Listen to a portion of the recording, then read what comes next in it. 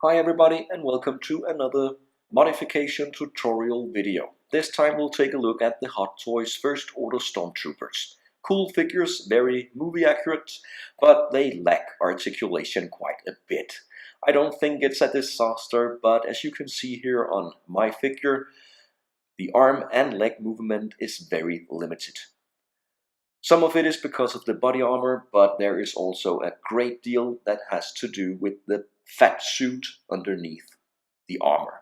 So as you can see here, the arm cannot really bend, not even 90 degrees, and I can't really raise the arm anymore, so it's time to do something about it. Let's do step 1 first and remove what I call the easy parts. And that means the head here, the hands and feet, and they go right off. And then continue with the lower arm armor and the shin guards here. No problem. And then the knee pads, they are connected with Velcro, so again, no problem. And then we are ready to step number 2. And step 2 is almost as easy. You just have to wiggle around a little bit here with the upper leg armor,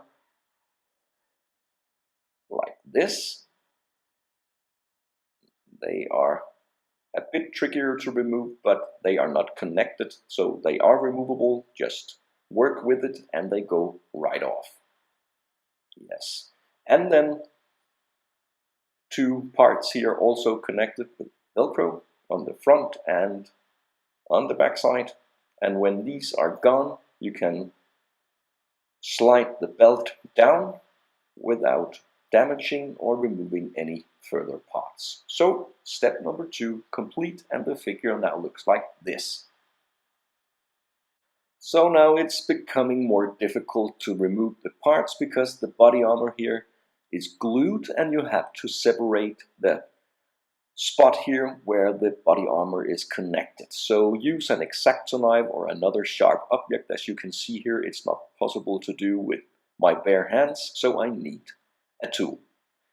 And it's the same on both sides, so force something in here, loosen up the glue, and of course be very careful not to scratch or damage the white body armor. But when you do, you can see a black small connector piece here, and you can use that when you have to glue the parts back together. So with both sides open, just remove the upper body armor, and then we have the final piece here. And this piece also has to be cut open. Be careful when you cut that you can damage the bodysuit. And if you do it the right way, you just make a small cut, and remember, only do it in one side because it can easily be removed without the other side being cut here. So now we are done with the body armor, and you have the figure looking like this. Then we have to remove the bodysuit here with a zipper in the back, and make sure the zipper is all the way down. Put the arms close to the body, open up here at the neck, and then it's a question of course, without damaging the zipper, to force the bodysuit over the shoulders, clear of the shoulders, and when it's clear, the rest is pretty easy. You have to force it a little, but as long as you know it's possible, don't be afraid.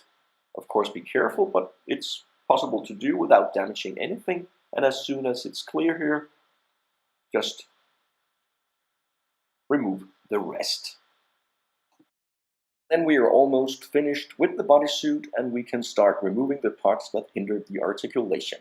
And then I noticed that, as far as I know, the First Order Stormtroopers have some cloth that covers the elbow joints, and my figure didn't have that part. So I did not need to remove that part. As you can see here, my elbow joints are clear, but that is one option to remove.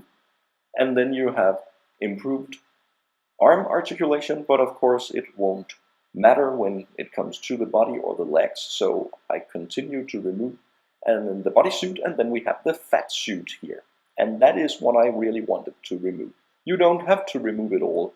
I guess you can cut the parts that you would like to remove, but I decided to remove the entire fat suit here to improve the articulation on the body. As you can see here, there are already cut a small hole, but I wanted to remove it all.